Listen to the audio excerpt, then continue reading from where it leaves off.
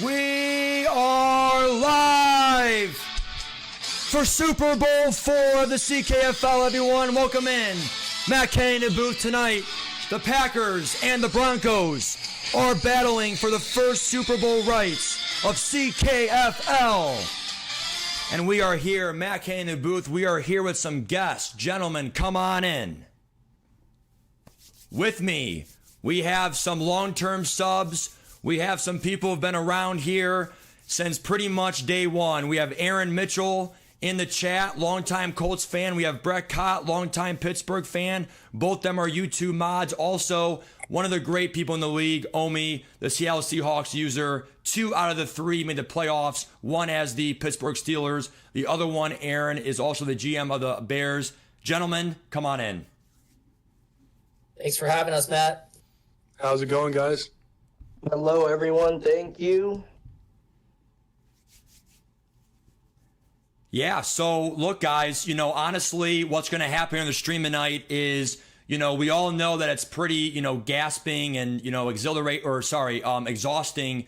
Sometimes, commentating, playing the game simultaneously. We are going to give those rights over to a different commentary team. So again, it's going to be a tag team between Brett Cott and, again, he is the Pittsburgh Steelers, who we actually beat 38-31. I'm sure he'll have some words at the stream against me, whatever. But at the end of the day, Brett Cott is there, the Pittsburgh GM, and also Aaron Mitchell will be the co-support as the Bears GM. He made the NFC Championship twice, and Omi is Seattle. He is the pregame specialist. Gentlemen, the pregame now is all up to you, and we are now ready.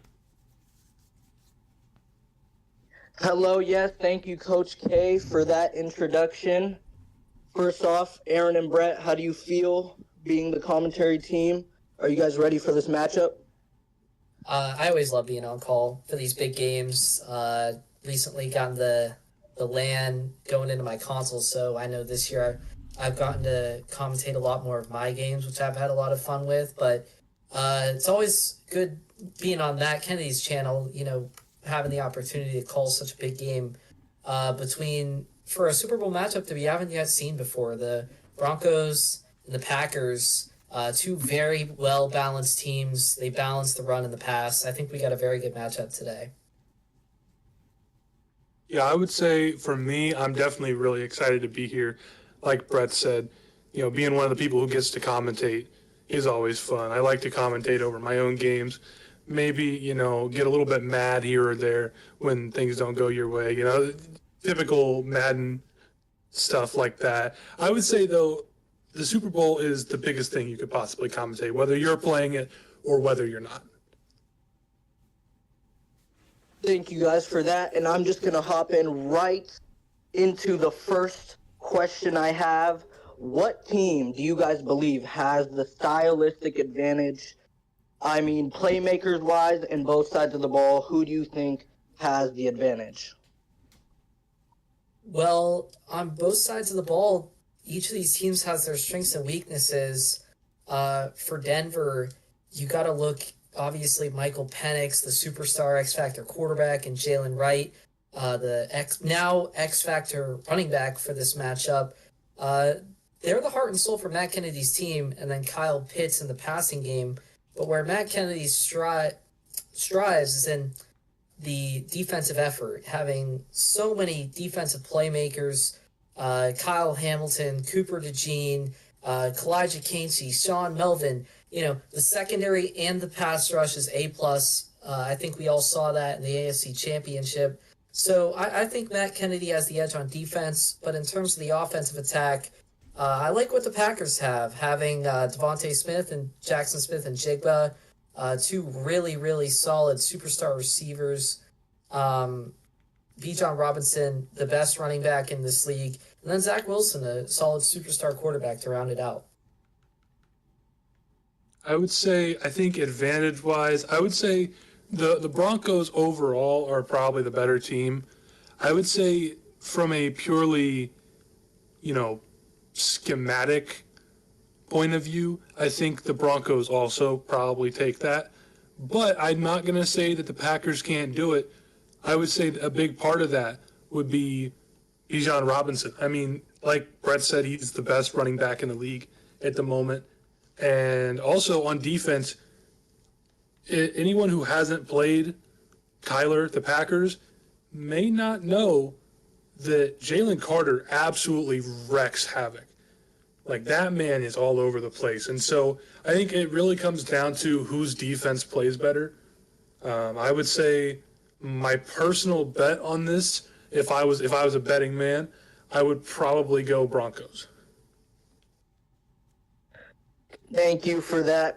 Thank you for that, guys. My second question I wanted to.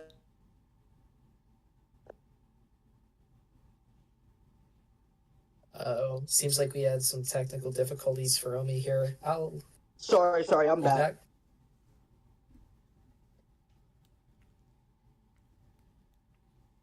This is like when you're playing NBA 2K and you skip David Aldridge. I'll just elaborate though. Yeah, Jalen Carter, really good, really good defensive end, and I feel like ultimately in these big games, it comes down to who's going to be able to get pressure on the QB. And both Denver and Green Bay have these elite pass rushers, and sometimes it's just about luck. Who's going to be able to get the lucky shed? Is it going to be Jalen Carter, or is it going to be Kalijah Kancey for the Broncos? And ultimately, whoever gets more sheds is probably going to win this matchup. I do agree with your sentiment that, I would lean Broncos in this one, but if I was making a spread, it would probably be a pick 'em or maybe like a Broncos -1 or -2. So this matchup really could go either way. Oh, yeah, for sure. And I think to go along with, Jalen Carter versus Kalijah Kancey, I think that they're honestly very different players. And I think that's where Jalen Carter kind of makes his money. He's almost a hybrid between a defensive tackle and a defensive end. And you'll notice him a lot. He'll come in through the middle of the line, but he'll do it like he'll loop around the guard and in between the tackle. That's where I have a lot of trouble with him in our games, Bears versus Packers. He's so quick. He's athletic. He just gets in between the linemen. But then if it's a one-on-one block, he can just throw them the other way. And I think that's where he makes his money, is he's so unpredictable, is I guess what I'm trying to say. He can do literally anything. Sorry for that, guys. I am back. The second question that I really wanted to focus on, you guys already did my third question. Who do you believe has more experience in the playoffs and who has had the harder journey getting to the Super Bowl? Well, I guess that's kind of two questions. I feel like experience-wise, it would be kind of hard to not say Green Bay because he was here last year in the Super Bowl against the Colts. And obviously, this is a game where both these coaches are feeling a lot of pressure right now. You might think that this is just a league for fun and it doesn't really matter all that much. But trust me, once you're invested, you definitely get pressure in these big games. So I know Packers, it didn't the Super Bowl didn't go the way Kyler wanted it to, especially there at the end in the fourth quarter and in overtime, kind of selling that game. But he has the experience now, and I think he's reflected from it. And then what was the second part of your question, Omi? The second question was the harder path. Yeah, I think definitely the harder path, I would have to say, would be the Broncos, just because in the NFC, the Packers being the 5 seed get to play the winner of the NFC South is the 4 seed, and that wasn't really a competitive matchup.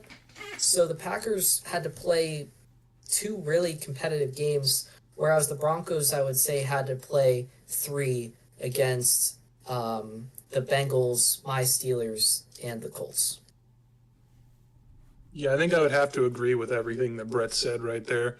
I mean, there's really not much to disagree with.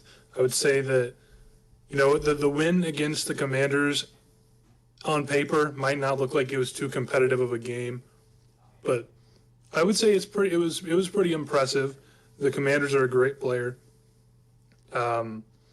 I've barely beaten him myself before. And then going on to play the Lions in the championship. The Lions, great team, great user. It's a division rivalry. They know each other's play style very well. It's a very tough matchup. But at the end of the day, I think you're right. The Broncos probably did fight through more to get to their spot. And finally, guys, this is all from me. But the final question I have is who will win the MVP award, and then who will win the Super Bowl? So I think I said earlier that I'm leaning Broncos, and Aaron said that as well. MVP, that's an interesting one. Give me Jalen Wright, because I just think this Broncos rushing attack, that is what they thrive on. And if the Packers win, I think Bijan Robinson. I think the running back will win the Super Bowl MVP, no matter who wins this game. That's definitely an interesting point that you have there. I would have to disagree, though. I'm going to make a little bit of a different decision here. I'm going to go with someone on defense. I'm going to go with someone who Matt has always loved to talk about in his streams. I believe he led the league in interceptions year one. Lewis Seen, free safety. I like it. The user for Matt Kennedy, probably one of the most lethal users in this whole CKFL league. So I think that Seen is a good pick if a defensive player were to win it. I just like the rushing attack for both these teams. That's how they got here, and I think we're going to see a heavily ground game focused Super Bowl here this year. Yeah, I totally agree with that. I think if either side gets overly aggressive, that's typically where mistakes are made. I think that of the two of them, I would almost compare the Packers to Tim Duncan. He's Mr. Fundamental. And I think Matt is one of the people in this league that I believe could perfectly counter that. I think both these players are very fundamentally sound. And I think as it is in a lot of these big games, it's going to come down to who can make the big play or who can get a big turnover. And both these teams don't really turn the football over. But all it takes is one or two bad reads. And who's going to make those reads? That's what we're going to find out here tonight. Got a very, very good game. I think both these coaches here are ready to begin. Yeah, and I think we're about to get into the game now. This is a huge matchup. I mean, this is two great players going at it. You never know what's going to happen at the end of the day. It could go either way. I mean, we've made our prediction. We're both going Broncos. I wouldn't be shocked to see the Packers win, though. I don't think anyone would be shocked, just with the experience. They've been here before. And why not us? Packers was ridiculed in the chat after his Super Bowl loss versus the Colts. And it really was a devastating loss for his team. And it shows the resilience that Kyler and this team has to bounce back and to really have a successful season, be the 5 seed, and reeling off 3 playoff wins in a row. That's always respectable.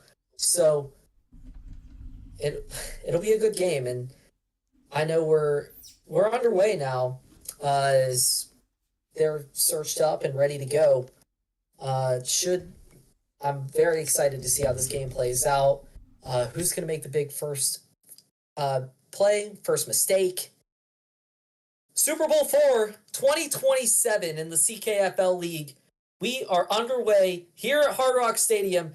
The 14-3 Broncos taking on the 13-4 Packers.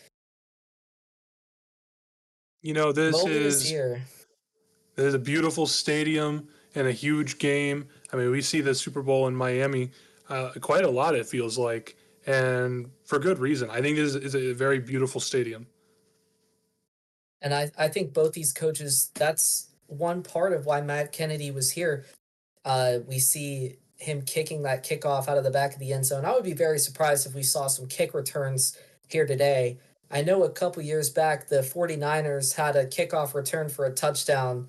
I don't think today, though, anyone's risking it because in the wild card matchup for the Broncos, they had a couple of fumbles. But we're ready to go here. 1st and 10 here for Zach Wilson. He's got 3 receivers to the left. He'll motion one to the right-hand side of the field. He'll hand off. It's Bijan Robinson. Cuts up field. 3 yards. Starts off on the ground here. What else would you expect? Yeah, I think that's very expected. Another thing that's very expected is the motion across the field. We're going to see that all game long. Bijan injured? Did he get hurt? Oh, my that God, would the be backup major. is in. There's a screen to JSN. 3rd down and inches. What is up with Bijan Robinson? Is he out for this game? That would be so huge. The best running back in this league getting hurt on the first play. 3rd and inches here. We'll see if Bijan's back in there. He is not. It will be the backup, Lawton. Let me see this guy's first name. After this play here, he'll hand it off. Lawton gets the first. Favorable. Low backs, you have to keep him. He substitutes him out. What? That's a very interesting decision. Daniel Lawton will come in to fill in for the best running back in the league in the biggest moment of the entire season. Look, I'm sorry, but when your injury risk is medium and you're in the Super Bowl, you're in the biggest game of the season, there's the switch stick there, but Kyler reads it well. 1st down on that corner route. That's a good route concept there. He has that streak to draw the user away, and then he has that corner route as well to come collect the yards. Matt Kennedy had to pick and choose what to defend there. 1st down, Packers. He'll hand off here to Lawton, who has a hole. Daniel Lawton, 20 yards in a first. And he's going hurry up here. I like it. Keep the momentum. You know, biggest game of this man's career, and he's on the field on the first drive. I mean, this is, you would have to love this as a young running back to get your shot in the biggest game of the year. And he's proven himself already. He got up off the couch. There's a little speed out to JSN, little flat route concept there. Another 1st down. This Packer offense is moving. Oh, absolutely. And this is like we mentioned before, he's a very fundamental player. It's going to be interesting to see how Matt, who typically doesn't deal with that, matches up. I think he'll figure it out pretty quickly, but right now, this Packers offense is moving. Here we see another handoff here for Lawton. And Matt was right there with Kyle Hamilton making a big hit. 2nd and 12. And this is where Matt Kennedy's defense becomes really stifling. The red area. This is where he forced me to kick 3 field goals. And Kyler's going to have to convert in the red area if he wants to win this game here. 2nd and 12. Wilson back to pass. He's got a couple crossers over the middle, but he's just going to throw it away. 3rd and 12. There's great defense right there from Matt. I mean, you saw him motion the receiver in and then back out. He was testing to see what the coverage was. And even knowing the coverage, there still wasn't anything open. Absolutely. You know, you could have said, can he highball it to one of those receivers in the back of the end zone there? I like the call to throw it away, though. You want to be conservative. Getting 3 on the opening drive isn't necessarily a bad thing, especially with your superstar running back getting injured. But, man, if he can find a way to convert here on 3rd down and 12, that would be so huge. He goes to the end zone. JSN can't haul it in. 4th down and 12. You have to settle for your field goal here, I believe. I think that's what the Packers would do. A very risky throw, especially considering you're already in scoring range, as that kick will be good. But, I mean, if that's a turnover, that would be absolutely disastrous. Change the momentum of this game. And I think the read was there. I just think he recognized it around a half second late. Maybe, you don't really see it, but maybe that's like one of those situations where you actually want to low ball instead of high ball. You want to low ball it. So it's your guy or nobody. Ultimately, if the Packers lose by a couple, that's a play that you're going to look back and say, what could I have done to convert there? But it's still a win of a drive for Green Bay. getting 3. So we'll see this Green Bay defense. We'll see how they can get after this superstar quarterback, Michael Penix, as he has Pitts over the middle. He doesn't read him. And then he throws that. What is Matt Kennedy doing? That should have been picked. I have no idea what he thought he saw there, but it was not open. I mean, I think we all know that. That was nowhere near open. I don't know if he panicked. Not a very typical Matthew Kennedy play. He cannot continue to do that. Absolutely not. That is a bailout. That wasn't a pick six. Honestly, just so huge early in this one. I question if that was like a throwaway that just didn't get read. As there's a strike from Penix to Jose Castillo for the first. His young star wide receiver Castillo getting involved here early after fumbling on his first 2 kickoff returns in the wild card round for this Broncos team. He's responded nicely. Oh, he's definitely made a great comeback after that. Some players would get down. As here goes right. That's what I said about this ground game. You see Jalen Wright there breaking a tackle. I could not stop Jalen Wright in my game against Matt Kennedy. Jalen Wright is a game wrecker. Oh, for sure. And, I know from all the way back when we did the draft, he was going to be my pick, and Matt stole him right before I got my pick off. So throw that away. Yeah, I definitely agree that Jalen Wright was one of the bigger steals of the draft. I think that next year Jalen Wright is definitely going to go a lot higher, depending on how EA gives his stats. His 2nd and 10 here. It's a little slants concept here for Penix. He has a receiver down the field. He had a touchdown, but he was hit as he throws. It's 3rd and 10. The pocket presence was great right there. He stepped up, stepped in front of his blocker, who set the edge perfectly. Just ball came out a little bit late. He might have been able to lob that over earlier in the play and got a touchdown, but instead, here goes right. Wow. Screen on 3rd and 10. That is a ridiculous, ridiculous call, but it works. We saw Kyler playing these little zone flats here. He had his defenders drop back a little bit too far there on this 3rd down. And Matt Kennedy took advantage. And that's what we said at the start of this, before this game. Both these players are very fundamentally sound. Matt Kennedy stepping up in the pocket, extending the play, and recognizing coverages. He saw a screen could work on 3rd down, and he hit it. 1st down. As Penix will scramble, and he's going to the end zone, but he slides just short. 3 yards shy. Broncos inching closer. Anyone who watches the Broncos play, or really Matt in general, play very often, could have read that play call from 3 miles away. That was maybe his most telegraphed play ever, and yet he runs it so efficiently. But it's hard to really guess because the play action boot rolls are coming. He loves his play action bites, but it's hard to sell out for that because of how prolific of a runner Jalen Wright is. So you can't really necessarily pass commit. You have to always be playing the run, and you just have to hope and pray that your defense can be there. As Jalen Wright just short of the end zone, 4th and inches here. I feel like you have to go for it at this spot on the field, inches, and they will. Goal line. The worst that happens if you QB sneak this is they stop it and they get the ball at the 1 and you have a chance for a safety. I mean, you don't even have to get the touchdown at this point. You just have to fall forward for, half an inch and you get the 1st down.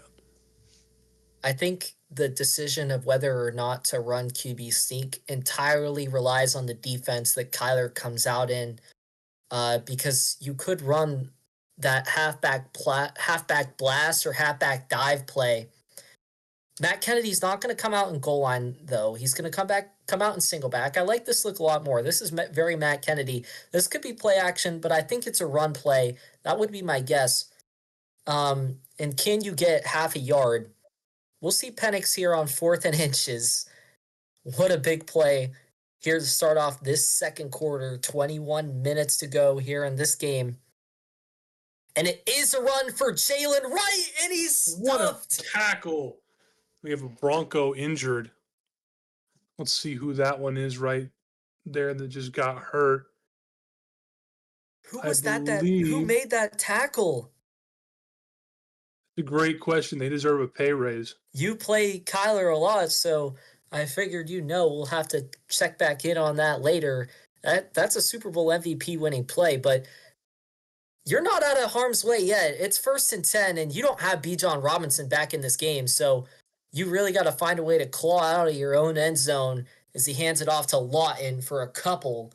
I think that it was a big mistake not putting Bijan Robinson back in this game. I don't know how you make that decision.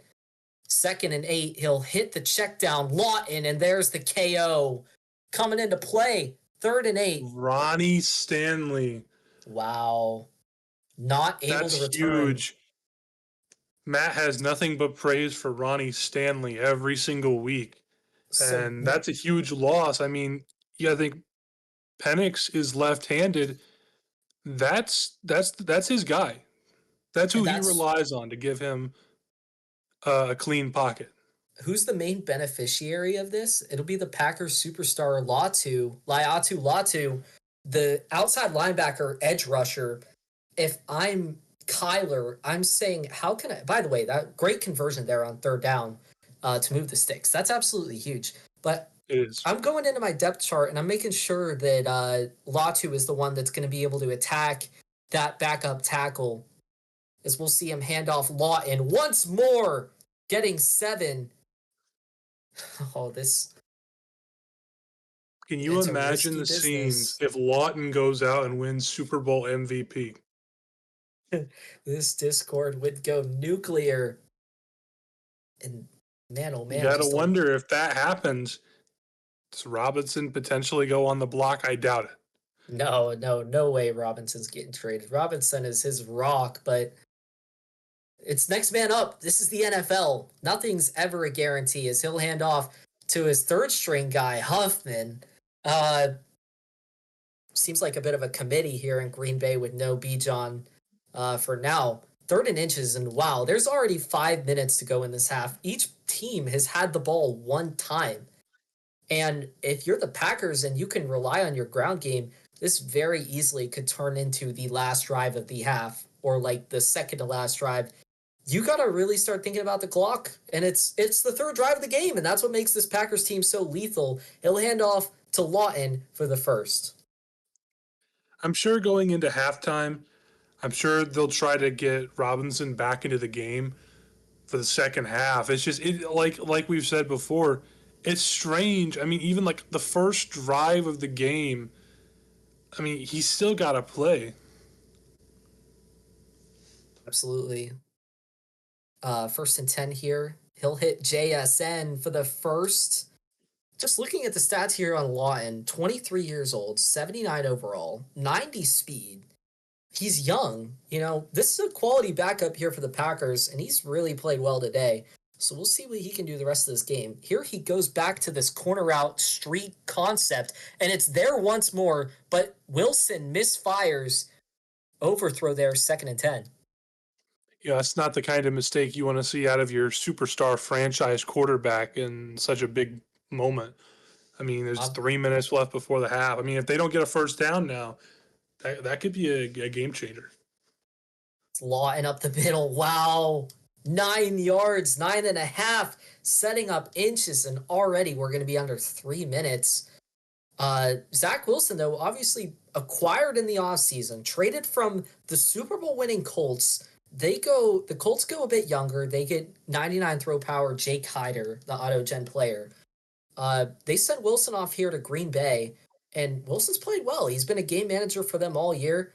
3rd down and inches, and Matt Kennedy run commits. He gambles. That's what he does, and it does not pan out here. 1st down Green Bay on a huge play for Dawson Knox, the tight end. That might have been a little bit of film review that the Packers have done. I feel like maybe I remember him mentioning that he was going to do that. I might be wrong. Not particularly that, but I think I remember him mentioning he might look into some film. Again, I could be completely wrong there, but that was a great play call situationally against Matt because Matt will absolutely run commit. Yeah, and I think that's a bit of a misfire there from Matt Kennedy because it is inches. Obviously, hindsight's 2020, but when your opponent doesn't have B. John Robinson, you have the luxury that you don't need to run commit necessarily. You got to trust your superstar defensive lineman, Mike Hall and friends. As there's JSN on the tap pass for the first touchdown of the Super Bowl. Jackson Smith in Chigba for 6. That is a very common play call from the Packers, and it works so well, especially with JSN. He is very proficient in running that, and I just don't think Matt was ready for it. I mean, Matt has seen a lot of those jet touch passes in college football, the college football dynasty.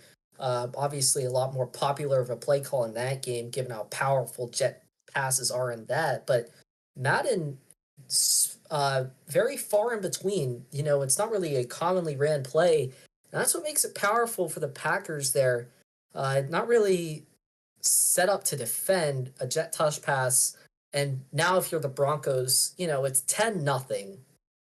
But you're in a good spot because you have the ball and you also get the ball at half. So you have a really good chance here to double dip. Obviously, though, there's a lot of pressure in this situation. You really need to find a way to score on both ends of the half or you're in trouble in this game. So we'll see what Penix can do here under single back, making audibles at the line. He's back to pass. He's got a zig there to Castillo for the first. And just, wow, big plays here by the Packers early on, getting that 4th down stop. You're at your own 1 yard line. You drive down 99 yards for the touchdown. If the Packers can get a stop here, I mean, they have all the momentum. It's just a question of can they keep it at this point. Oh yeah, absolutely. And I think that was a great play call there from Matt. You got to be careful against the Packers, though. I mean, you saw they were getting really aggressive trying to strip the ball. The last thing you want is to end up fumbling the Oh ball my right God! back. Jalen scoops it up! Wow! As we were talking about the fumble. First down, Green Bay! It's just sometimes the tendencies are there, and you know the people you play against the most.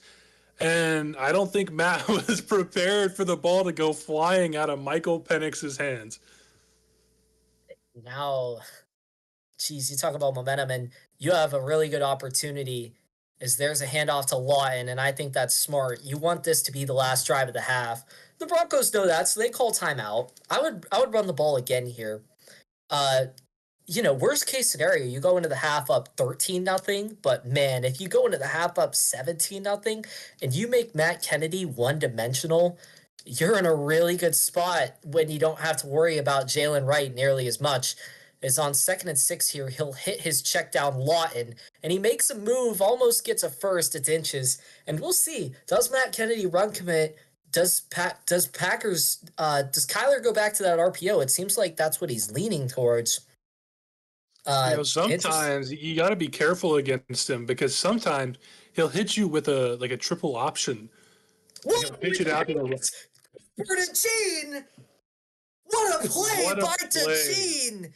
Pick artist! That's such a huge play. How did he collect that one? And I think what you mentioned pre-play, I think he might have run commit again. And yet DeGene blitzing into the backfield manages to make a play on the ball. I mean, that is such a superstar defensive play. And there's a beautiful ball there to Kyle Pitts. Now, obviously, with these clock rules, it's not easy to score. So the Broncos are really going to need to move. But wow, just what a game changer of a play. It felt like it was all Packers. And all of a sudden, the Broncos have life. They can score before half, and they still get the ball to start the second half. So they're still in a really good spot in this game, thanks to Cooper DeJean making plays in the real-life Super Bowl and in the CKFL one. just such a clutch performer. And obviously, when you run commit, you gamble, but you're bringing your defenders into the box. And on a play like an RPO, all it takes is DeGene having that pick artist. The pick artist is the difference because then he'll actually react to that RPO. And just like that, that can be a pick. And it was there. I think Kyler made the right read on that play. I like the decision to go to the RPO. It's just when you're playing a guy that has pick artist, you kind of get unlucky. And I feel like that's what happened a bit there. And here we see 2nd and 2. Penix scrambling, playmakering. Penix is mobile. He gets the first there. 38 seconds left. We'll see if the Broncos can get a touchdown here before half or if they'll have to settle for 3. I think what's important here for Kyler and the Packers is to not let that interception rattle him.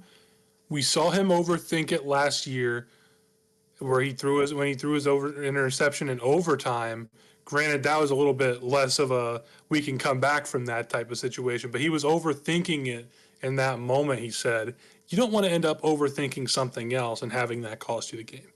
And there's Penix over the top. Touchdown, Denver. The superstar tight end for the Broncos gets free. And barring the extra point, they will be within 3, just like that. Kyle Pitts, Matt loves a good Kyle Pitts streak over the top, and for good reason. He's basically a receiver. I mean, he can beat you over the top. He can beat some safeties in a one-on-one foot race. I mean, that is super impressive from the tight end position, and Matt absolutely loves that in his scheme. Packers could have a chance here. We are going to get a kick return, and it's going to be a good one. Up to the 35 goes more, but 29 seconds and 3 timeouts, you have time to make something happen. So we'll see how aggressive the Packers really get. Worst case scenario, the Broncos don't have timeouts. You are going to end or half with the lead, but it could have been a 17-0.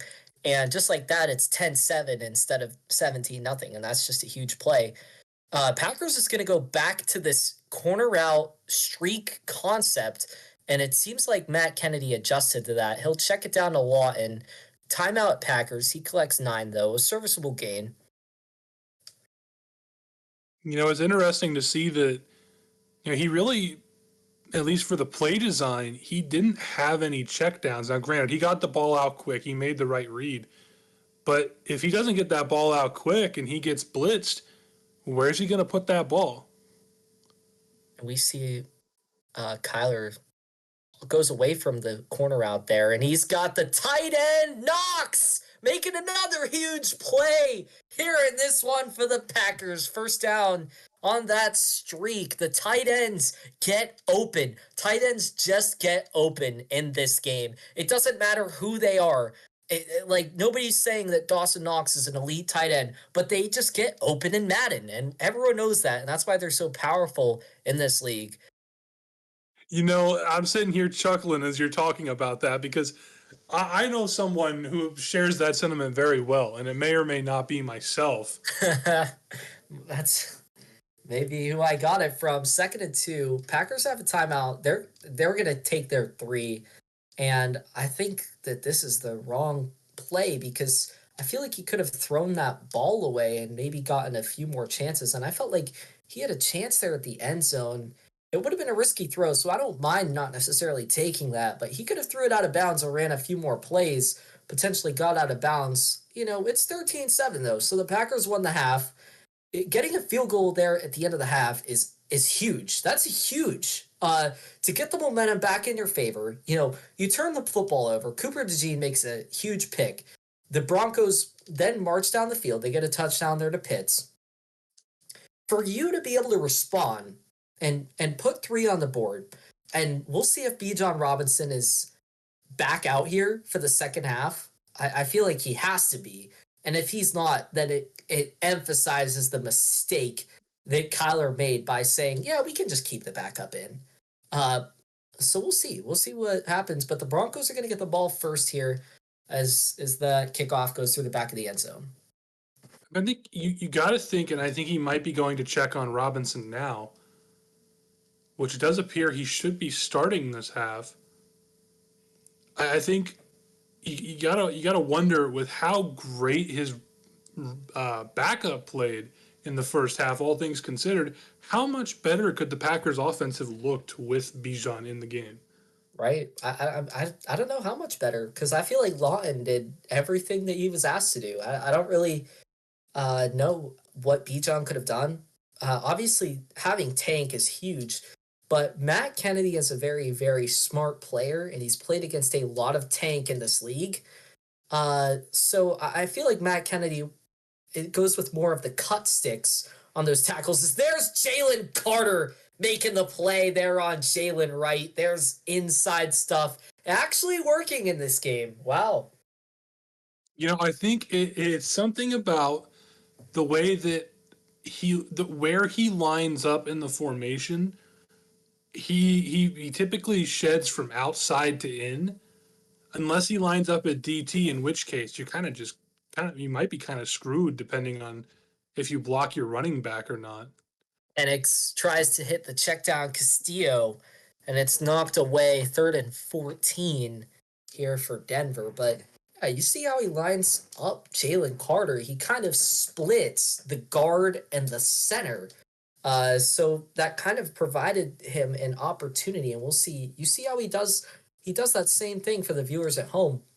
He splits the center as Matt Kennedy goes back to the screen and Jalen Carter with a pick. What? Jalen Carter is one of those guys. Like I said, he's versatile. He's everywhere, and we've seen it multiple times this game. He's so scary to play against, and I don't think Matt's really played against a defensive lineman this year that's really pressured his offense in such a way. Yeah, Jalen Carter, I don't know if he has a sack today, but, these Packer defenders, whether it's Jalen Carter or others, getting that run stuff on the goal line on 4th and inches, and Carter getting the interception there in the TFL, is there's Robinson back in the game. He'll lose 2, but obviously having Robinson in has to have the Packers very happy. I don't agree with the call by Matt Kennedy. 3rd and 10 is one thing, but 3rd and 14 is an entirely different thing. I don't know why Matt Kennedy is running a screen there. It doesn't make any sense. I think after the game, if he loses, I think we'll look back to that play and say, like, why even call that? There's JSN powering forward on that drag, picking up a first, and now it's Bijan time, honestly.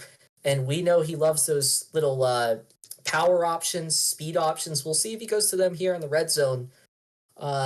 Wilson, though, seems like just an inside zone here for Robinson. I like it. Motioning over Knox as an extra blocker. It will be Robinson, and there's Matt. You see how Tank doesn't phase Matt? That's exactly what I was saying.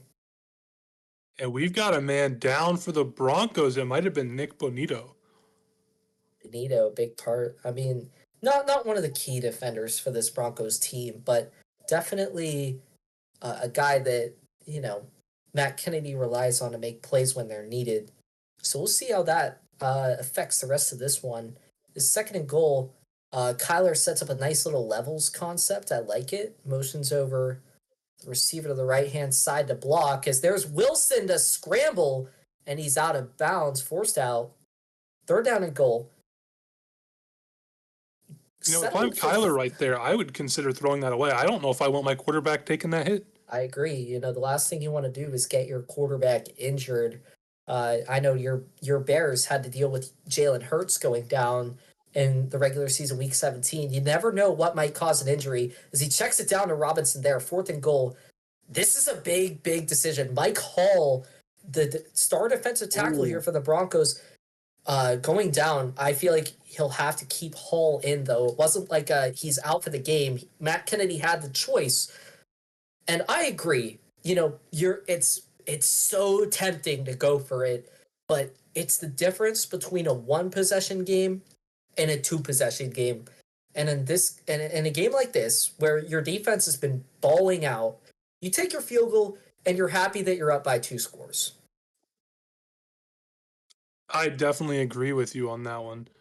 It is definitely a huge game. It would be very tempting from that position in the field to just try to QB blast that thing up the middle. We saw it as a Yeah. suggestion, but yeah, you're 100% right that that's difference between a one possession game and a two possession game. And in the Super Bowl, that's huge. Maybe in a regular season game, you get a little bit, gutsy. You want to, You want a stat maybe get pad, some stats. Yeah, get some Yeah. stats, get some XP. But this is the Super Bowl we're talking about. Yeah, your goal is to win the game, and I agree with the decision to kick the field goal. Matt Kennedy's players bump off each other there, but all day in the pocket, he's able to hit Rashad Bateman for the first time today, makes moves past midfield. Wow, that's a big response all day.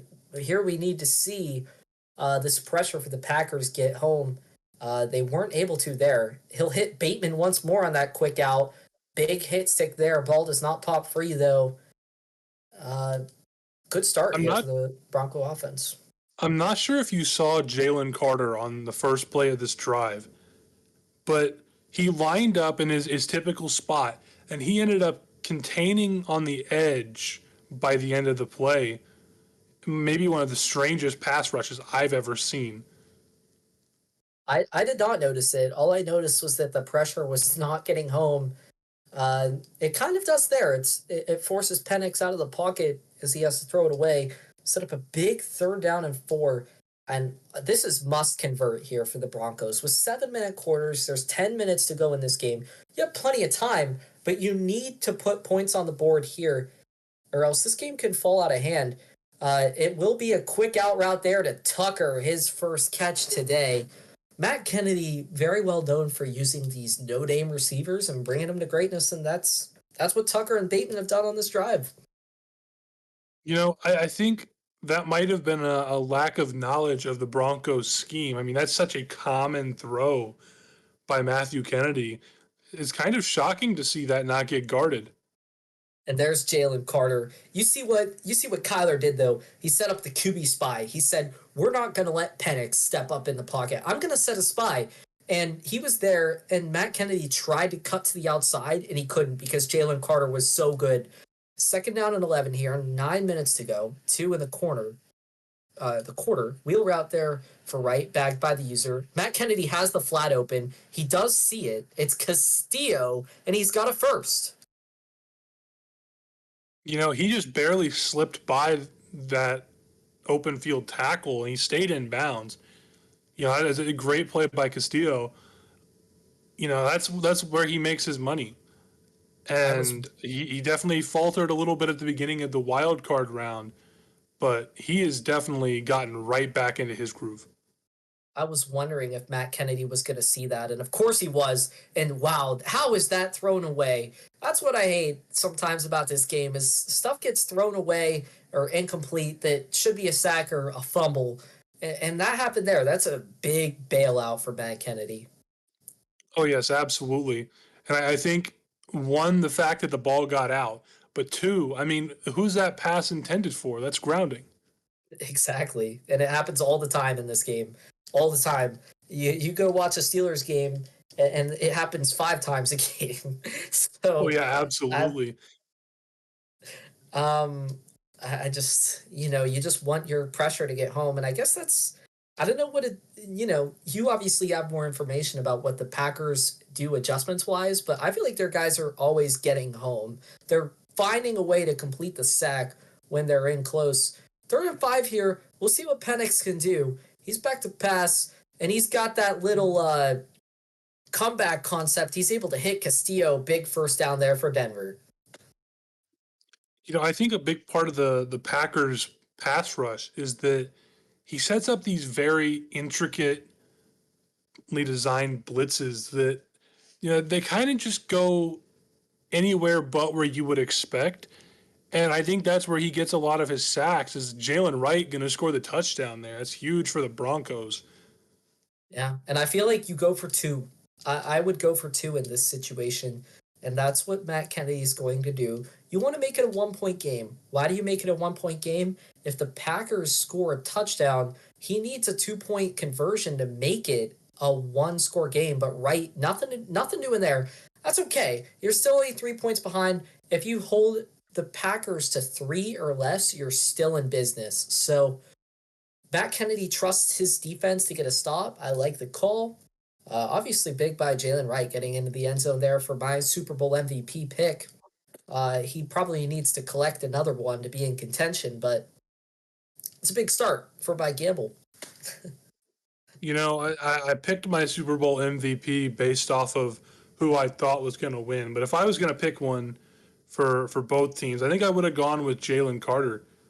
I Yeah. think that probably would have Carter's- been the better option, and we've seen him get home a few times. and Yeah, I think make the Jalen pick. Wright also definitely in contention. There's the little option play, triple option, B. John Robinson. That's where I was confused that Kyler didn't go to that triple option, speed option on the goal line because he loves running that play in the red zone. I was very surprised when he didn't go to it. It's a great play and it's worked for him, and that's the first time we've seen him go to it. And I wouldn't be surprised if we see that a few more times this quarter. For now, though, it'll be 1st and 10. Two receivers on both sides of the field. We'll see if it's just a bunch of fake adjustments. You want to make Matt Kennedy think that you're passing the ball, think that you're making hot routes, but you're really just handing the ball off. That's all that's going on, or you're making adjustments for your offensive line.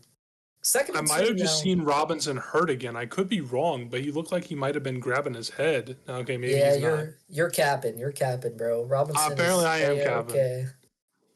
Maybe he was just adjusting his helmet. The camera cut a little bit too soon. Back to the Jets touch pass there for JSN to get Kyler into field goal range. Obviously, a field goal's nice here, but if you can get into the end zone, you're really, really putting Matt Kennedy in a bind. So we'll see if Kyler can convert here with 6 minutes to go in Super Bowl IV here in the CKFL. Wilson looking over the middle. He's going to run and collect 8. Yeah, I mean, he's definitely a nice dual threat. I think both of these quarterbacks very similar in their play style. I mean, I would say the biggest difference is one's left-handed and one's right-handed. Right. I mean, that makes a big difference schematically, and yet they play so similar. Both these players are pocket passers, but they're not afraid to step up in the pocket or take off when there's yards to be had. And that's kind of how I run my offense too. You want your quarterbacks to be mobile. It's kind of like prime Brady or prime Ben Roethlisberger. You want your quarterbacks to be mobile and breaking sacks and extending plays. I don't need them to take off like Lamar Jackson every time, though. I just need them to play a fundamentally sound game of football, and that's what we've seen here today from Zach Wilson. As he'll motion a handoff there for Bijan Robinson, and he's down to the 1, almost in for the touchdown. He broke through the initial line of defenders, and obviously for Engage 8, there isn't really much protection there in the secondary. I'm surprised, as a bailout for Matt Kennedy, that he had anyone there at all to defend, and we'll see what the Packers can do here with 4 minutes left. Matt Kennedy needs the goal line stand of his life. It'll be Bijan Robinson, tackle battle, and a bit of a delay there. He could have broken that tackle and got in. Kyler just didn't recognize that in time. Matt did, and he forces him back a couple yards. That's a big first down stop, and he's going to need 2 more stops here on 2nd and 3rd down. I would pass the ball here. Matt Kennedy is run committing.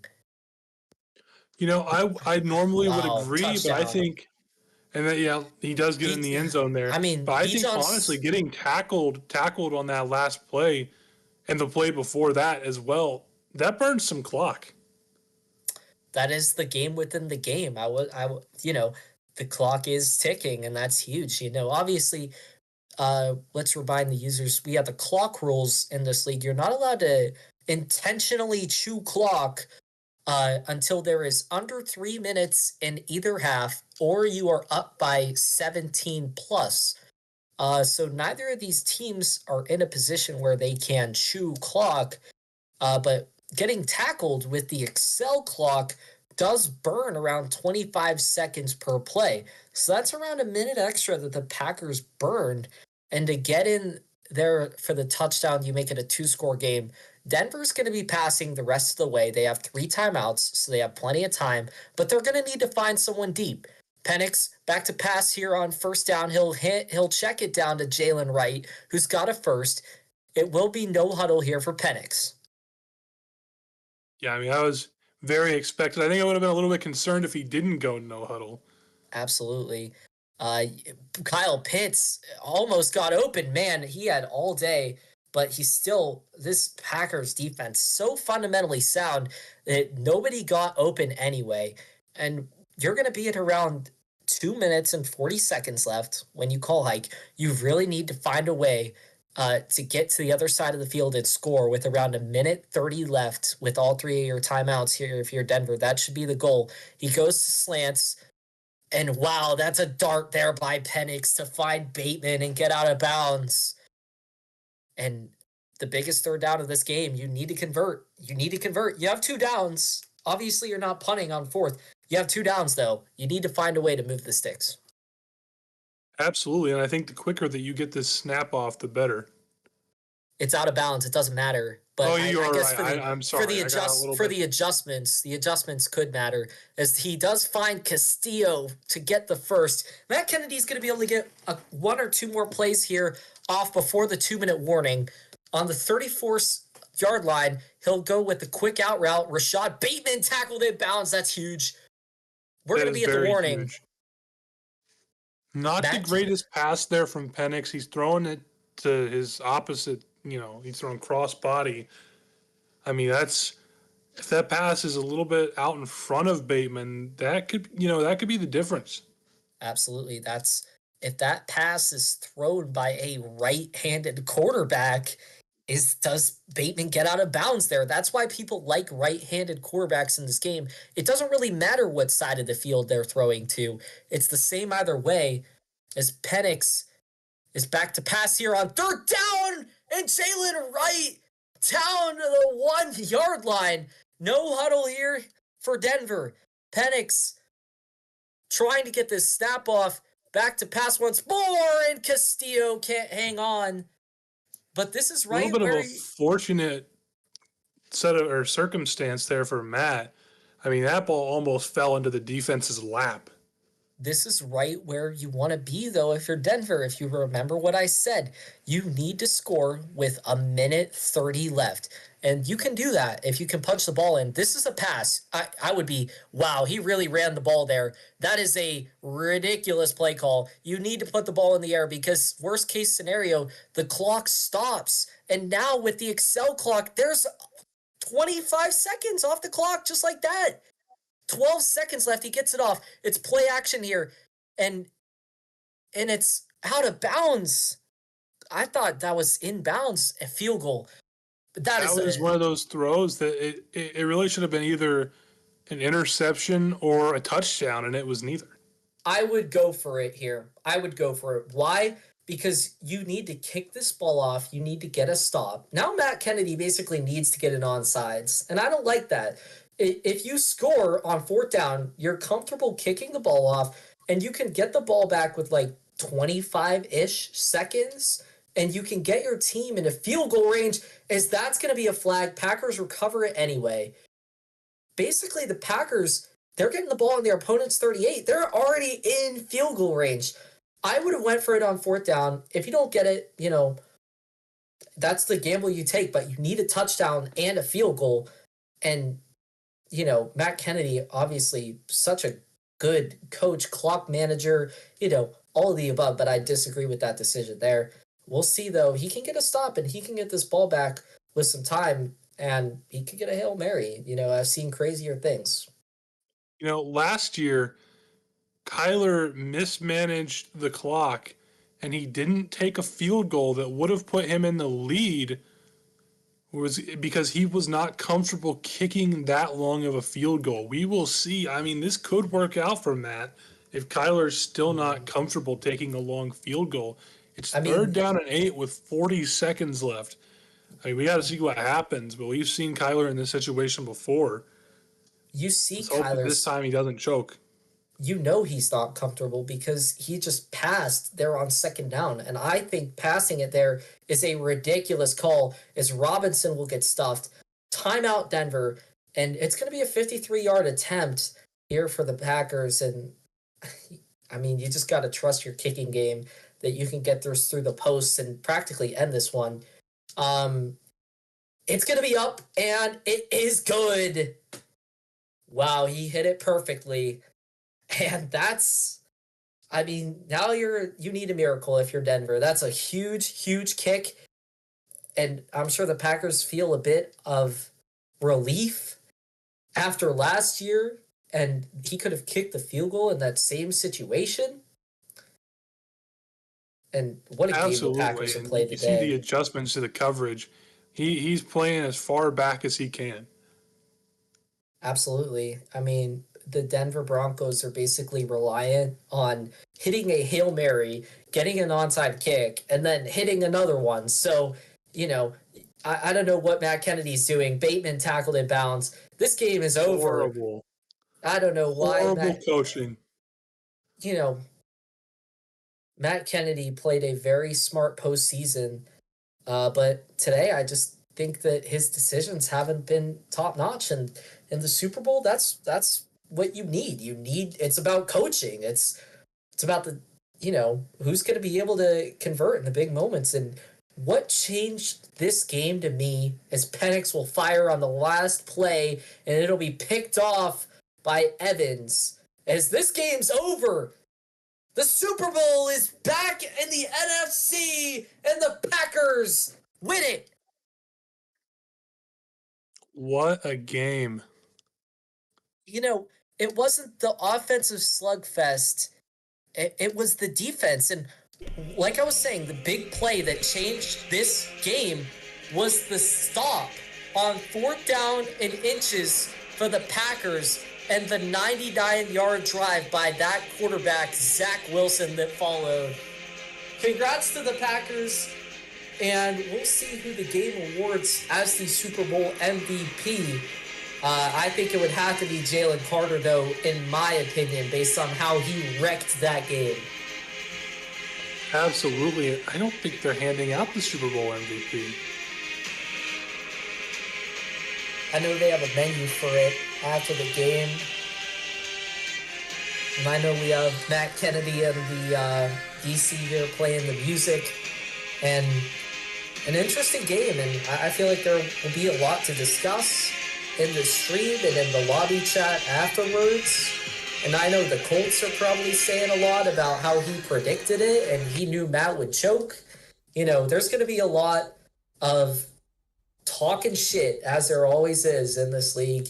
But ultimately, congrats to the Packers. He played about as perfect of a game as he could. The only mistake that he honestly made was that pick to DeJean, but I don't really fault him that much for that because that was just a crazy play by DeJean, He didn't really make a bad read. It was just DeJean having pick artists and being in the right place at the right time.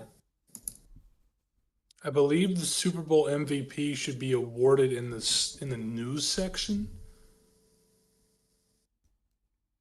So we'll see. I know Matt Kennedy's going to switch here to his coverage. So we'll see. Guys, I'm here in the booth. What's up? Hello, Matt. Hello. Tough loss today. Tough loss. Dude. I'm sure. Dude, I mean, all I'm going to say, man, is it was a game. I mean, that's all I can ask for as a coach. But, I mean, we got beat in the interior. I mean, I think my big weakness, and, I mean, this is just what it is, you need that inside stuff. I mean, no matter what I did, I brought my safety down, whatever, it doesn't matter. Like, the difference in this game was the short yardage plays. I just got outplayed in the trenches. Jalen Carter, don't get me wrong. My team is, by far, at least a few overall better than his. But at the end of the day, the D line, this goes for Ultimate Team too. Anyone out there watching, the D line, O line will always be dominated by abilities. And Mike Hall did not help me by being hurt. I traded for him. He was out 4 games this year, out in the Super Bowl. He must have a low injury rating, unfortunately, but he's really all we have at, DT at 89 overall. I didn't really have anyone else in the DT range, and then the DNs do what they can, but like it's all about DTs and maybe my run fit. But he won the 4th and inches in the first half. He won the goal line battle. It sucks because if I would have scored that touchdown in the 4th quarter, I had 3 plays, couldn't get 1 yard. Yeah. The field goal would have made it a 6-point game, not a 10-point game. So I was going to question why you decided to kick it, because you need a touchdown and a field goal at that situation. And I felt like you would have been better off going for it. And if you could score, you don't have to rely on the onside kick. You can kick it away and trust your defense. And as I know you do, you trust your defense to get a stop, you force a punt, and then you can get the ball back and then kick the field goal. You kind of relied on an onside kick, and I think that was an interesting call. I personally would have went for it, but I think that's a decision that will be questioned in the Discord, in the league, as time goes by. I definitely agree, though, with your sentiment. As we got Kyler in here, feel free to unmute. Me and Aaron watching that game. How did it feel on the first play? I know Matt Kennedy was talking about injuries, but the biggest injury of that game was undoubtedly Bijan Robinson getting knocked out of that first half. So how did it feel seeing that first play, seeing your superstar running back go down? And I felt like your backup running backs played very valiantly. What was going through your mind, though, when he went down? Yeah, definitely. So obviously, I think it's pretty known that my offense does go through Bijan. I didn't really actually notice that he got hurt until it popped up. But I've said before, obviously it's nice to have Bijan with the abilities. He breaks a lot more tackles than he probably should, especially this year with Tank and everything else. But I like to pride myself, abilities or not, on being able to keep my opponent's defense unsteady, uneasy, be a little bit unpredictable with motions, fake hot routes, whatever. Try to keep it the same whether I'm passing or running. And I felt like my offensive line opened up some holes there, and Bijan or not, my rookie running back or second year, I forget what he is, was able to, find some holes, get some yards, key situations. He also caught a big streak in the backfield. I think it was on 3rd down earlier in the game, which kept my drive alive, which was huge. On the goal line. It was that, 3rd and 8 on the goal line? Yep. I was backed up. I was going to have to punt. And not only the runs that he made, but the impact of the running game, where Matt Kennedy had to respect it, and it was a 1-yard play. And that's when he went to that RPO to Dawson Knox, where Matt Kennedy actually ran commit on that play, and Dawson Knox was able to get a huge play. So I definitely agree that you were able to respond well after Bijan went down. And then in the second half, when Bijan came back, I guess something else, when you see Jalen Carter get that inside stuff, make that 4-yard loss on Jalen Wright, and then on 3rd down, Matt Kennedy goes to the screen and he's able to pick that off. Was that like a Jalen Carter design coverage, or was that just Jalen Carter being like the best defensive end in this game? Like, what was going on there? Yeah, I'm going to be honest.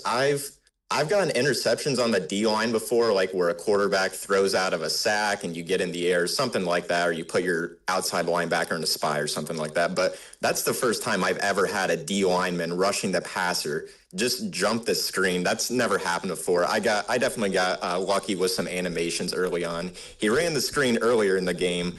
I think that was a drive where he didn't get it, but he converted it on a 3rd and long in his own red zone. So I was looking out for that. But yeah, that was Jalen Carter. Just, I don't know, seems to be higher overall, or just Jalen Carter in general making plays for me. Yeah, you absolutely wrecked that game. I think the pregame question was, who's going to get home? Is it going to be Kalijah Casey for the Broncos, or is it going to be Jalen Carter for the Packers? And I think we found our answer today. Jalen Carter getting it done. Aaron, I don't know if you had any more questions for these two as we go forth. I would say, first of all, great game, great win for Tyler and the Packers. I think my only question for Matt would be, On that last drive, what were you thinking throwing a check down to the flat and getting tackled inbounds? Yeah, I knew that. I mean, first of all, good game to Kyler, dude. You're in here now. We're both in here, dude. Dude. 34 seconds left. I was hoping he was playing zone coverage. It was man to man. So if he was doing zone, I could, get a quick 8 yards. I mean, obviously looking back on it, hindsight, I mean, honestly, the game is pretty much 99% over.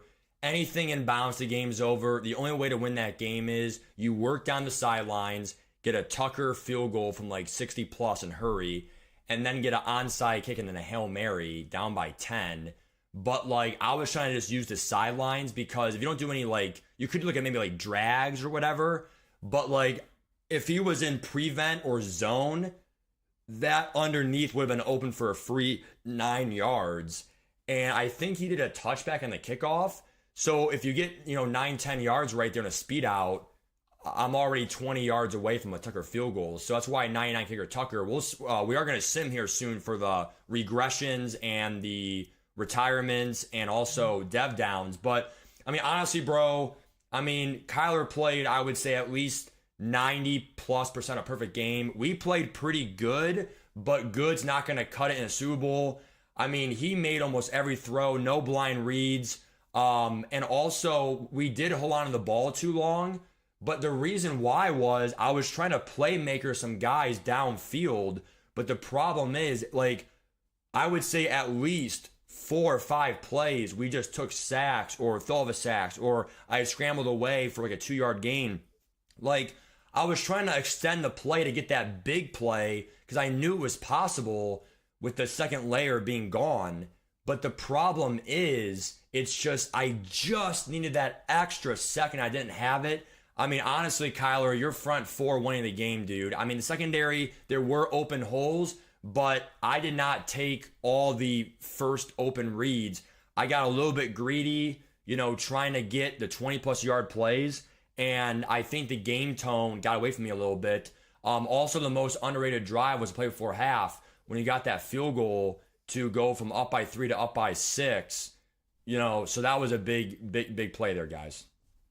Me and Aaron were mentioning that where you had the momentum because the Packers could have went into half up 17-0, and then Cooper DeJean makes that crazy play on that RPO, picks that pass off, which I'll ask about that in a sec. I'll ask what you dialed up there to make that happen because that was a crazy play. You get a touchdown. So just like that, instead of it being 7-0, it's 10-7.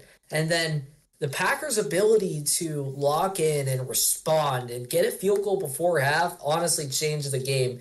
And me and Aaron were aware of that in the moment, but it's even more so because that completely flipped the momentum back in his favor.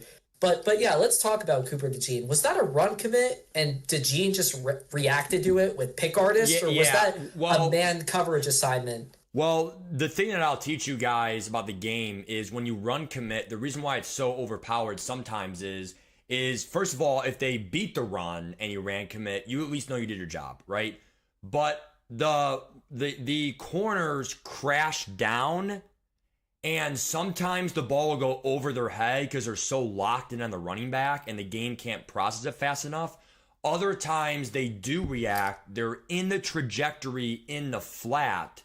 Also, you have the linebackers and safeties that bite down the run commit.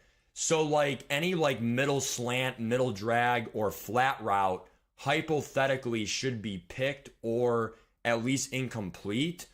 Clearly, though, any deeper outside pass or deep pass in general will be an automatic touchdown. I will say, though, the reason why I like the Super Bowl was I didn't really see so many bailouts. Obviously, the pick by Carter, fine. But at the end of the day, Carter is Carter, top player in the game, whatever. I think the pick by DeJean, in my eyes, kind of offset the strip sack. So a turnover for a turnover, both CPU. But again, the screen pass to Carter, I mean, I saw him there. I tried to lob it where it kind of goes over him, and then I had blockers for maybe a first down. But that one was more my fault. But I kind of felt like this game was pretty even. Also, the most underrated play of the game, guys, let's not forget, 4th and inches, first drive of the game. Goal line. Dude, Inches, dude, and don't take this the wrong way, guys. Chat, whatever. Someone might clip it or whatever, but man, Inches does own me. I say in Ultimate Team all the time, dude. Fourth and inches is not that easy. In real football, Kyler knows it too. I would line it up. It's my boys versus your boys. Good luck. But at the end of the day, it's a video game. And I definitely respect Kyler's strategy. He has outside stuff, inside stuff. He's dominating the trenches. To get an inch, like there are no run abilities. You could maybe double team one of them. But if you have so many inside stuffs, outside stuffs, on the D line, you can't just say, give me a little handoff and just get that half yard. Tank, that only works if you hit stick me. So I just feel like Inches, like I lost this game because of like the red zone woes, and also Kyler's played a great game. So, so many, drives, plays, definitely even matched up there. Kyler, you've been subbed now for so many years, man. You deserve this win, dude. And definitely enjoy this one. Yeah, I appreciate it. I'll just say a few things to touch on the stuff that was being talked about. From my perspective on the DeJean interception, I could tell as soon as his whole defense was crashing, and I looked at DeJean specifically because on an RPO, I'm aware that there's a chance it's getting pick six if it gets jumped. I'm very aware of that. I saw that he wasn't going to be lined up with the receiver. So I thought I had a second to just get it to him. Worst case scenario, he hit sticks me, it's incomplete or whatever, loss of a couple yards. But yeah, that was very surprising. I didn't think there was any chance I was going to get intercepted. I could tell he was run committing as soon as I snapped the ball. So that was unfortunate. As far as the goal line stuffs go, a couple of things. Before the Super Bowl, I saw Trent McDuffie went from superstar to star. So that bummed me out. But I also saw Jerzon Newton went from star to superstar. So I was able to give him inside stuff. I think that played a pretty big factor in my game, having inside stuff on Carter and Newton, as well as outside stuff on Carter and Latu. So I'm doing good there in the run game. The last thing I'll say, yep. Who was it that made that fourth and one I was just about to say Newton? on the goal line tackle at the beginning of the game, that is upcoming free agent Jamin Davis. I'm not going to be paying him. I have a couple younger linebackers who I'm more than happy to be starting. So Jamin Davis will be on the open market. I'm sure he'll be getting overpriced on his upcoming contract. He's a playmaker, that one. Yep. Good play by him. Yeah, and just to sum it up, going back from this game, like I said, the early interception definitely, I try not to let that rattle me, but as well as the end of the game, having to kick that deep field goal, getting flashbacks to last year, I was in a very similar position, and I was able to sort of right the wrong there. I'm still not going to, kill myself too much for that play last year, the late game interception instead of just kicking the three. But yeah, it was very fitting to kick a field goal, a deep field goal at that point to sort of seal the game. So I'm happy the game ended the way it did. And yeah, definitely a great game. I'm always a fan of like the sort of chess match, mind game sort of games over like the cover beater down the field every single play. So that was and I hope that was an entertaining game. It was entertaining for me to play. I think it was for Matt too. So yeah. I agree. The shootouts, like the Bengals, Niners, Super Bowl, like those are always fun. But like I always like seeing the more mixed match between offense and defense, where defenders are making big plays, and you can point to Jalen Carter, and I think that's really cool that a defensive player won Super Bowl MVP. I always like looking for things like that. So yeah, it was a great game. Absolutely. Yeah, I wanted to say one last thing. I think a lot of people in the chat, or at least in general, you may say like, oh, well, why wouldn't everyone just load up with inside stuff, outside stuff? I think I'm sure you noticed this, Kyler. Besides the interception by Carter wasn't necessarily pass rush driven. It was more just like, that was animation. Well, I mean, but like he was there. Like he played the receiver, which is probably play rec, honestly, if I want to be honest with you with the game code. But like really in this game, like the trenches I lost, the goal line I lost, the short ball I lost, But at the end of the day, I think the big thing is, like, we literally had time to make some throws. I think it's either protected helped, or I think it's the lack of pass rush abilities you had. I'm not sure if you pass committed enough to get the pass committed. You did? No, I was going to say I pass committed, but I was very wary of your scrambling ability, trying to get up in the pocket or outside of the pocket and step up. And that a lot of times drags, secondary linebackers down, and that opens up the big play over the middle or down the sideline. So keeping a spy there, trying to keep you as uncomfortable as possible, that was my goal. And then sort of like once I saw you dart up the middle or outside, just send the linebacker in the spy. And that was sort of my goal. Yeah, I mean, it definitely, like, the whole game plan worked to the T. But I think the big thing, looking back on it for people watching at home, hey, how am I going to be this team next year, whatever. My advice, honestly, is you have to be more patient back there. Don't step up, fall for that, spy coming down, all that stuff. I mean, I should have known better to kind of stay in the pocket because Stanley went down. That was kind of, an L, Mike Hall, whatever. But at the end of the day, the O-line still played great for me in general. And the only, the only sack was a strip sack. So, like, we never were under duress. The whole no run game was just game script, but losing the whole game pretty much. But I just feel like honestly, we, the whole approach of the game would have been maybe a, tie game or I took the lead if I make some of those throws because we literally just took too long. And like I said, that's how sports go, basketball. A little bit more on that ball, it's a swoosh, no, in and out. Or baseball, a little bit more inside, it's a strike three. That's just how sports go. And at the end of the day, we could not make the reads in time, and that's on me. I mean, so honestly, man, good game. We're gonna sim here for the after show, and get going here. We can definitely invite the public of the league to come back in the voice call soon. But part of me wants to also just kind of have it kind of do like a talk show here. If anyone has to go, you can go. But Brett, Aaron, and Kyler, do you guys want to maybe go over some regression and retirements? Yeah. Or do you guys? Yeah, we can. Okay.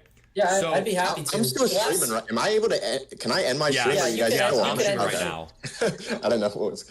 Kyler, my last thing I want to ask Kyler is how does it feel to even up the scoreboard here? 2 AFC, 2 NFC for the Super Bowls. What do you have to say to all the NFC-ators out there? Yeah, I'm very aware. I'm gonna say I know Aaron had an up and down season. Definitely came on hot late. Had to play Keanu. He's a tough opponent. Early on, no disrespect to anyone. The earlier games, the lower seeds in the playoffs, especially for the NFC, a little, I'll say easier, a little bit less difficult compared to the AFC. So, and the AFC, I'm going to give you guys credit for, making it through to the divisional or even conference championship, let alone the Super Bowl. It's a sweat fest every single game. Those guys are throwing out all sorts of cover beaters and stack teams and who knows what. So, yeah, the AFC is it's tough right from the wild card round, right from the first round. So getting the first bye there is huge. With the Colts, difficult to take away the first round bye for him. But yeah, in terms of even up the score, yeah, it's definitely nice. Big weight off of my back personally. After that, I'll say disaster from last Super Bowl, like I talked about earlier, misplay calling late in the game. That was haunting me a little bit, but yeah, able to get back there. In terms of going forward, I would say Aaron's team's great. Keanu's team's great. Commanders. I think we have a couple maybe new people joining. I'm not sure. I'm going to say the NFC probably won't be quite as competitive still as the AFC, but once you get to the top, like you get to these divisional and conference championships, I think I know the Lions beat Matt, your Broncos earlier in the year, a few games ago. So it's anyone's game and every single week. And it just depends. You gotta show up to play and you can't make mistakes, and it's just how it goes. It's game to game. Yeah, Absolutely. I was going to say, I think the best thing about this league is just how competitive it is and other stuff like that. But, next year's draft is going to be probably double of what this year's draft was because people who have been loyal, whatever, they get first dibs. Out of the 32 users that we started with from August now, we probably still have over 22 or 23, probably 22 if I had to really put my life on the line. Not that many. Definitely not. Really? But we have a good day. What, you're saying only 10 people left the league? 10 of the original 32? No, but like in terms of like teams. Like, well, actually, okay, maybe I would say 12 max because, I mean, Brett, keep in mind, dude, most of the replacement users have been for the same team. Right. So, like, in terms of, like... I know Kyler... There's been a bit of a carousel for some teams. Yeah. I mean, I'm pretty impressed that we had at least 20 out of the 32, still be part of this franchise. And but those 20 are a lock for next year. Anyone who joins, it's time flies, guys. Only 3 seasons left here, each for a month and a half, and we'll probably have at least 3 weeks off here to prep for the next year. But it's really interesting to see what's going to happen with the draft next year because, I mean, I got picked 32 last year, and we all know the Ronnie Hickman story, whatever. But at the end of the day, everyone now knows more with we do dev regression. Everyone knows more about abilities. I mean, I would still test inside stuff, tank next year. The game code could change from year to year for how abilities work. Now, the one thing I will say though is they said they nerfed KOs. I still think they're very valuable. So don't believe everything EA says. But I think after seeing how good Jalen Carter was, seeing how good Tank is, you saw the Pitts electric. I mean, you knew it was coming too. I saw you back up the seam and that cover 3 street the Pitts. I just couldn't get there in time. He's fast, and that was a mismatch. I knew the cover 3. I saw him there in the slot, and I was like, I'm gonna have to use him, and it was just too late. I sort of just called a timeout or switched my coverage.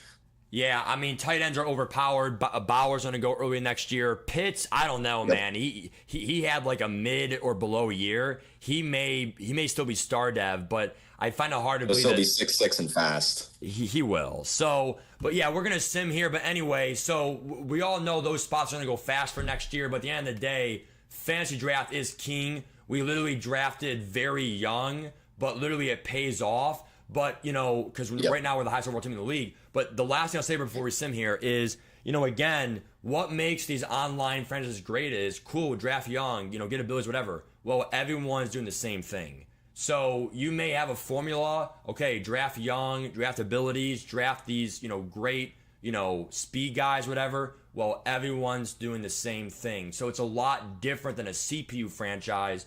I would say the online franchise mode probably is the ultimate game mode out there.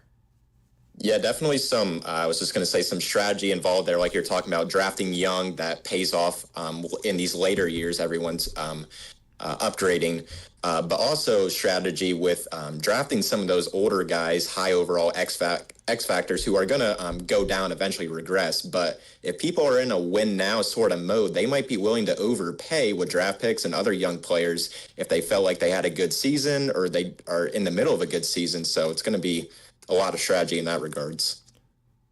Yeah, I hate to interject here, but I actually have a question for you, Kyler. Yeah. What will your choice be for your $25 gift card? We haven't asked that yet. Yes. Oh, good question. It will not be a gift card. I was going to DM Matt later. I'm going to tell him just to go to the ASPCA website, and there's not an option for 25. Just do 25 and donate it to there. Wow, very nice of you. Yeah, I will probably do it on stream. Then that way we do it for proof. But I mean, no money. It's all pride, all bragging rights. I'm not going to be bragging, but all pride and just winning the Super Bowl. Yeah, I mean, very modest of you, Kyler. We'll definitely talk about what we're going to do for that going on here. The thing that I will say, though, we just simmed, gentlemen. I'm going to do the storylines off stream. Let's go to retirements. My regression is ridiculous. Oh, my God. Mine wasn't that bad, although I'm not entirely sure how Miles Murphy regressed to superstar. Not that it makes that much. I'm seeing if I have any retirees, gentlemen. Oh, my God. Okay, Ronnie Stanley retired, but at the end of the day, that's okay. He was 1 year kind of anyway. Let me see. Here we go. Mine's on stream for the visual. Here we go. Manage roster. Lineup. Did Pennis go down? Nope. Penix is still X Factor, thank God, but Jalen Wright is, dude. He literally got superstar year 1 to 2, then went to star. He got superstar, I think, the last year or two. He stayed with it. Now he got X Factor back down. Offense for me is the same. Nothing went up besides Jalen Wright. But at the end of the day, X Factor running back is kind of pointless, I think. Unless you're like Bijan, high overall, whatever. Defensively. Yeah. Jordan Battle is no longer superstar. He is back down to star. Did your defense get Minka Fitzpatrick went from X Factor to Star Dev? Cool. Dude, I lost Devondre Banks. I lost 2 defenders. I lost my corner Banks and Walker, my linebacker. But to be fair, Walker got it from training, so whatever. Seth Fiesel got down to star, but that's fine because he won the award, so he can get devved back up per the new rules. Yeah, I can do that with Miles Murphy as well. My corner Ray Jackson lost. He went down to star. That's ridiculous. Why is he star? What? He had 9 picks. Bro, I need to see. I could have sworn that unless he dipped off that bad, didn't Jalen Wright still? Yeah, am I good to open up the voice chat? Yeah, go ahead. Brett is still a superstar, guys. Let's go. Somehow neither of my, young 97 and 91 overall corners, McDuffie and Daxon Hill, respectively, neither of them can figure out how to get superstar. I don't know if I'm doing something wrong or what the case is, so that's a little disappointing. Cooper Kupp retired. That's great. Oh, my. Aaron, we might have an issue. Wait, Walker went down for you. Oh, the issue be. Dude, the issue is going to be how can we Dude, how can we fucking verify every top? I want best linebacker of the year for AFC and Jared Verse down to a superstar. Well, if you're top 3, we can still see the top 3 in every category. Not for the awards, I thought. You're right. The X Factor. My guy won Defensive Rookie of the Year, and then he went up. That happened to me last year. Guys, I think superstar. Guys, I think that we should do that. Like, you have to. I mean, fuck, it's gonna be really hard to do this, but fuck, it's gonna be really hard because. Like, honestly, you would think Jalen Wright was at least top 3 for best running back, but at the end of the day, how do we verify that now? The stats all the awards. I'm just saying for all the awards, Kwanu put them in what's called reward request. Like every person in the top 3 of the rewards he put. So like for MVP. Top 3 offensive player of the year for AFC, put top 3, same thing for NFC and all that stuff. Like he has it all there. He just added the head coach. All right. Yep, I was going to mention one of the first ones here. Latu was an X factor during the Super Bowl. He's back down to superstar. He was one of the 3 linebackers and top 3 in back as well. Kevon Thibodeau. He lost one superstar. And then he stepped up to X Factor. I was happy. And now he's a star. Nice. Dude, the one thing I'll say, so it looks like Jalen Wright was at least, thank God. But all right. So Jonathan Brooks is an X Factor now though. Y'all aren't ready. Y'all aren't ready for Jonathan Brooks as an X Pacheco Factor. did keep it. Pacheco did keep his X Factor, which is huge. Y'all still aren't ready for Jonathan Brooks X Factor. My rookie went from a superstar to a star. How does that work? It happened to me. You need to understand that this game is stupid. This game is very stupid. It makes 0 sense, homie. Pursuit and hit power. My rookie regressed in speed, pursuit, and hit power. Oh, yeah, I need to see stat regressions. Dude, my overall is the same, so I'm going to give Jalen Wright X Factor back then. I mean, it's not that it matters that much, but I mean... Did he finish? Was he... Oh, an award? He was top 3. He was top 3, and he got regressed. I mean, personally, for me, I think it should be top 3 stats, and then you have to win the award. But for this year, we already announced top 3 awards, top 3 stats. I think it should be top 3 stats, which means on paper you performed. The awards could be a little bit biased, but at the end of the day, if we want to do top 3 of each, I'm fine with that. It's just if we had to put it up to a vote, I would do top 3 stats, and you have to win the award. Oh, I thought you did. I think it's okay with both. I think there's going to be a lot of overlap, so I don't think it'll be too big of a deal. True, I think you're right. Wait, how does that work though? Like I'm just saying my rookie safety who had superstar. I don't care about the superstar. He lost his superstar, but he also regressed in speed in his first year. Wasn't does that work? That's dumb. He lost speed, Dude. pursuit, and tackling in his first year. Like he got injured or something. He wasn't injured at all during the year. Regression's a funny thing, man. It's kind of broken. I can't lie. So stupid. I've never seen. This is why I don't talk trades before regression. Everyone talks at me like I'm crazy, but ultimately you're gonna get fucked. It doesn't matter who you are. The deal that you make is gonna get destroyed. Dude, I haven't agreed to anything. I was, doing some window shopping, but definitely no agreements. Matt, are we gonna go to the re-sign week? We are, but dude, how is my salary cap negative? I got storylines I need to do, so I think some other people do as well. Dude, let me see this word. Oh, off-season workouts are so important. Oh my god, off-season workouts are so important, dude. I'm doing Penix. Is that next week? No, it's this week. If you get it, it's my second time ever doing it. So Penix is doing an off-season workout. The last time he did it, he got +1 throw power for me. So the off-season, yeah. So coach, they told me he wanted me to talk. So last time he did this, it's like really good shit. What are you focusing on during the off-season workouts? So let's see what I can do here. Accuracy, accuracy, all over the field, throwing on the run and play action. No throw power this year. I don't know what to say, bro. There's no specific plan. I'm not saying nothing. No, I'm gonna say sounds good. Yeah, well. Wait, Matt. What? So are we doing if you win an award, you get 1 dev regression, so it could stack in case people do get I don't think it should stack. Wait, I'm confused. No, wait.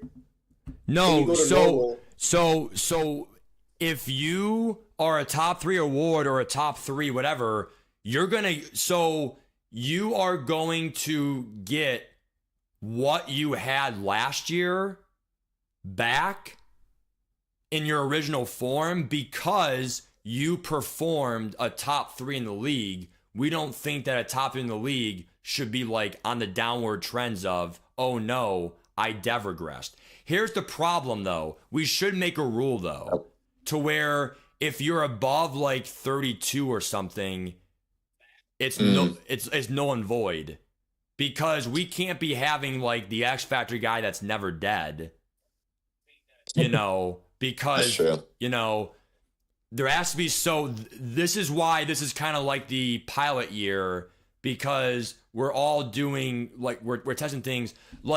I also Casey had a great year. He went from X Factor to star, X Factor to only superstar.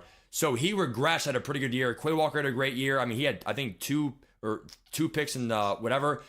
He literally balled out. He dev regressed as well. So dev regression can happen to anyone, but in terms of age, old age regression should still happen in this league. Do you guys agree? Yeah, I would say the only position you were talking about, the restriction of cutting off, the dev regression, being null and void. I think quarterback should maybe be an exception to that, maybe a little bit older. Yeah, because Tom Brady, Rodgers, they did. Quarterback is fine. Think about how many X factors there are that are older in the game right now in Madden. So, to go along with that, Matt, are we for sure doing the dev cancellation for the returning players? Oh yeah. I forgot about that, guys. Yeah. So what we are doing is as well for loyalty, and all this will probably be announced at some point over the weekend, right? Or maybe tonight before I go to bed. The first 4 years, have already passed, right? And we literally had 3 awards already, going into year 2, going into year 3, going to year 4. For those that were there since draft day, and or at least like over half a year of the first year, and you're still with us, there's a loyalty system for like it's like a staple on your shirt. So you do get 1 free dev cancellation, or we can maybe give you a +1 speed on a player, or we can do +5 attributes scattered across your team. So for anyone watching at home, that the streams are going right now, whatever, or anyone in the league, we do these kind of things to make it kind of fun. We do primetime games, some betting, whatever. Like, we do some things in this game that make it kind of like our own, league. So obviously, it's not as realistic, whatever. At the end of the day, everyone gets the award. It's loyalty. We think it's a way to give back to you players for being in the league and all that stuff. So I think we should do that, guys. Do you think that we should do that dev regression thing, where you're not getting any dev ups? It's going into year 5. It was supposed to be either a speed upgrade or a +5, +6. But I think Kwanu and Aaron had the suggestion we could also have it where it's a dev cancellation. Okay, so in addition to the awards or like the top 3 for stats, that would be a dev regression cancellation, whatever. You're also saying for the loyalty, that would be one of the options. Is that what you're saying? Yeah. So yes. So for example, for me, player. Yeah, any player that got dev down. So if it was last year, I would on Lewis Seen. For me, I'm gonna probably someone regressed. Devontae Branks. He went from superstar to star. I'm going to go ahead and probably give him a superstar back. And that's going to be my loyalty for going my 5th year. So, because he dev'd down, I can now make him back. Like, you're not really gaining anything. You're retaining. Yep. So it has to be a player that went down. You can't just pick any player to go back up. Okay. Yeah. And, also the thing is, too, is he's only 27. Maybe it was because of age and whatever. I'm going to see what it was right now. It just says dev decreased. It doesn't say anything else or whatever. But, all I'm saying is that's what I'm going to do. So I'm sure everyone has one that would be an impact for them. We can then, and again, don't submit anything yet. Don't DM me. Put it in the reward request. I will literally probably do a reward request and I'll at everyone, and we'll figure that out, okay? Yeah, so for an example, my Carlos McDowell middle linebacker rookie, he was a superstar the whole season and the Super Bowl as well. But after we simmed, he's back down to normal dev. So could I use that to get him back up to superstar?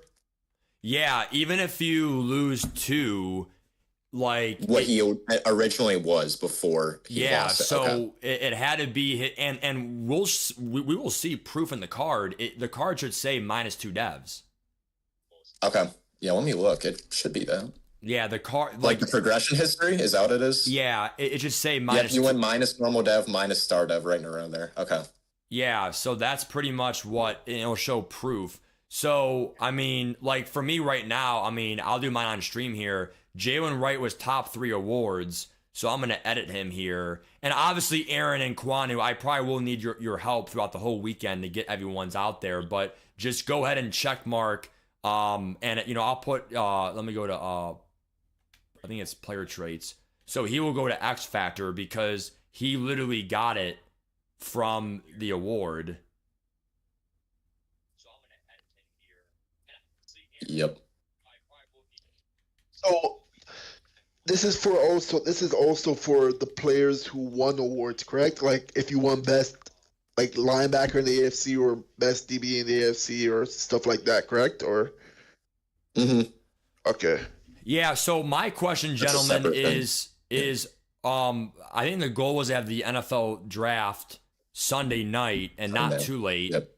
Because we have to do the preseason and the off-season trainings for a chance for DevOps for, we all know that week 1 goes, whatever. But what are we going to do with this whole storylines ordeal? I think we're going to go ahead and probably maybe give it I don't know, a half hour max DM people, or not DM people, like put an announcement out there. I lost 40 morale for May. That's what I'm saying. Worthy. That's what I'm saying. The storyline doesn't really help people half of the time. Half of the time you're losing morale from it. Like I don't think no one's gonna be mad if you sipped right now from storyline. Like I'm being so for real.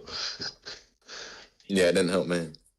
Like I just had to say, well, I technically had to guarantee we're making playoffs next year.